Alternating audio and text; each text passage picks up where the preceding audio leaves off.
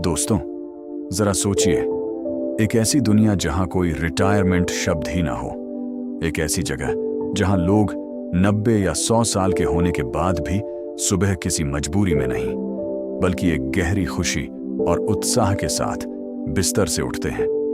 उन्हें न blood pressure की चिंता है, न दिल की बीमारी की, और डिप्रेशन का तो वहां नामो निशान भी नहीं है। ये कोई काल्पनिक कहानी नहीं है। जापान में एक छोटा सा द्वीप है, ओकिनावा। इसे दुनिया का ब्लू जोन कहा जाता है, यानी वो जगह जहां दुनिया में सबसे ज्यादा लोग 100 साल से ज्यादा जीते हैं। जब लेखक हेक्टर गार्सिया और फ्रांसिस्क मिरालेस वहां पहुंचे तो उन्होंने पाया कि इन बुजुर्गों की लंबी और खुशहाल जिंदगी का राज कोई महंगी दवाई या जादुई डाइट नहीं है। उनके पास एक सीक्रेट फॉर्मूला है जिसे जापानी भाषा में कहते हैं इकिगाई। इकिगाई का सीधा मतलब है सुबह उठने की वो वजह जो आपको जिंदगी से प्यार करना सिखा दे। अगर आज आप भी अपनी जिंदगी में कंफ्यूज्ड हैं, काम का स्ट्रेस है या समझ नहीं आ रहा कि लाइफ में आगे क्या करना है, तो अगले 8 मिनट आपके सोचने का तरीका बदल देंगे। चलिए इस जापानी रहस्य को गहराई से समझते हैं। लेखक बताते हैं कि अपनी इकिगाई यानी अपने जीवन का मकसद ढूंढने के लिए आपको खुद से 4 सवाल पूछने होंगे। ध्यान से सुनिएगा, क्योंकि यहीं पर आपको अपने करियर और पैशन का जवाब मिलेगा। पहला गोला, आपको क्या करना पसंद है? वो कौन सा काम है जिसे करते वक्त आप समय भूल जाते हैं? चाहे वो लिखना हो, खाना बनाना हो, कोडिंग हो या लोगों की मदद करना। दूसरा गोला, आप किस काम में माहिर हैं? आपका वो टैलेंट या स्किल जो आप दूसरों से बेहतर कर सकते हैं या जिसे आपने सीख लिया है। तीसरा गोला, दुनिया को किस चीज की जरूरत है? क्या आपके उस काम से समाज या दुनिया की कोई प्रॉब्लम सॉल्व हो रही है? चौथा गोला, आपको किस काम के पैसे मिल सकते हैं? क्या लोग आपके उस हुनर के लिए आपको पैसे देने को तैयार हैं ताकि आपका घर चल सके? हम में से ज्यादातर लोग गलती कहां करते हैं? हम सिर्फ चौथा गोला ढूंढते हैं कि बस कहीं से पैसा आ जाए। नतीजा, हम एक ऐसी नौकरी में फंस जाते हैं जिससे हमें नफरत होती है। हम अमीर तो शायद बन जाते हैं, लेकिन अंदर से खाली महसूस करते हैं। वहीं कुछ लोग सिर्फ पहला गोला चुनते हैं, जो पसंद है वही करेंगे।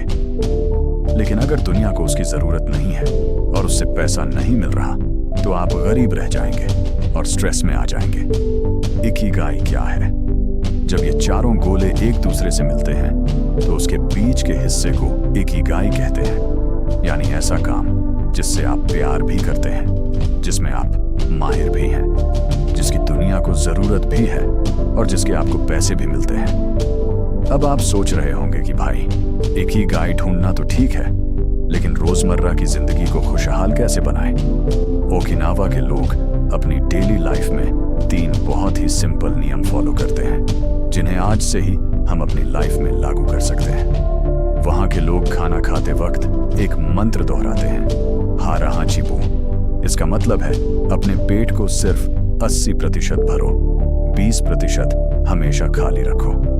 जब आपको लगे कि आपका पेट भरने ही वाला है, वहीं रुक जाओ। आधुनिक साइंस भी कहती है कि जब हम थोड़ा कम खाते हैं तो हमारा शरीर खाने को पचाने में ऊर्जा बर्बाद नहीं करता, बल्कि पुरानी और डैमेज्ड सेल्स को रिपेयर करने में लगाता है। यही उनकी जवानी का राज है। ओकिनावा में कोई भी अकेला नहीं है। वहां मोई नाम का एक कम्युनिटी ग्रुप होता है, 20 से 25 लोगों का एक ऐसा ग्रुप जो सुख दुख में हमेशा एक दूसरे के साथ खड़ा रहता है। हर महीने वो मिलते हैं, चाय पीते हैं, सुख दुख बांटते हैं। दोस्तों, आज के डिजिटल युग में हमारे पास सोशल मीडिया पर 5000 फ्रेंड्स हैं, लेकिन जब हम उदास होते हैं तो फोन पर बात करने के लिए एक इंसान नहीं मिलता। किताब कहती है, लंबी जिंदगी के लिए अच्छे दोस्तों का होना जिम जाने से भी ज्यादा जरूरी है। जापानी संस्कृति में रिटायरमेंट जैसा कोई शब्द ही नहीं है। इसका मतलब यह नहीं है कि वो बूढ़े होने तक ऑफिस में गधों की तरह काम करते हैं। इसका मतलब है कि वो कभी भी खाली नहीं बैठते। अगर वो नौकरी छोड़ भी देते हैं तो वो अपने बगीचे में काम करते हैं, बच्चों को पढ़ाते हैं या कोई आर्ट सीखते हैं। जब तक आप एक्टिव हैं, आपका दिमाग और शरीर जिंदा रहता है। क्या आपके साथ कभी ऐसा हुआ है कि आप कोई काम कर रहे थे और अचानक आपको एहसास हुआ कि अरे 3 घंटे कैसे बीत गए पता ही नहीं चला।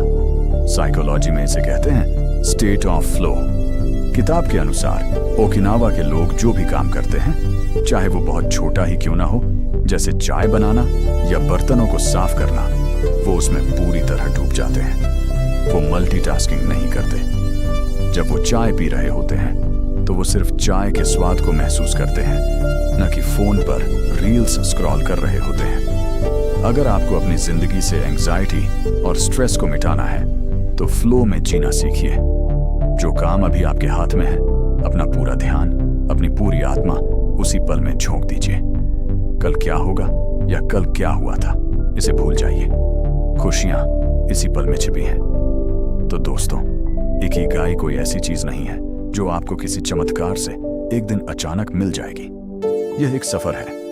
हो सकता है आज आप किसी ऐसी जॉब में हो जो आपको पसंद नहीं है। कोई बात नहीं, निराश मत होइए। अपनी नौकरी के साथ साथ वीकेंड्स पर या रोज रात को 1 घंटा उस काम को देना शुरू कीजिए जिससे आप प्यार करते हैं। धीरे धीरे अपने पैशन को अपने इकिगाई में बदलिए। आज रात जब आप सोने जाएं तो खुद से बस एक सवाल पूछना, कल सुबह मेरे बिस्तर से उठने की असली वजह क्या होगी? क्या वो सिर्फ एक अलार्म की आवाज होगी या अपने सपनों को पूरा करने का एक नया उत्साह? जापान के उन बुजुर्गों की तरह अपनी जिंदगी की बागडोर अपने हाथ में लीजिए।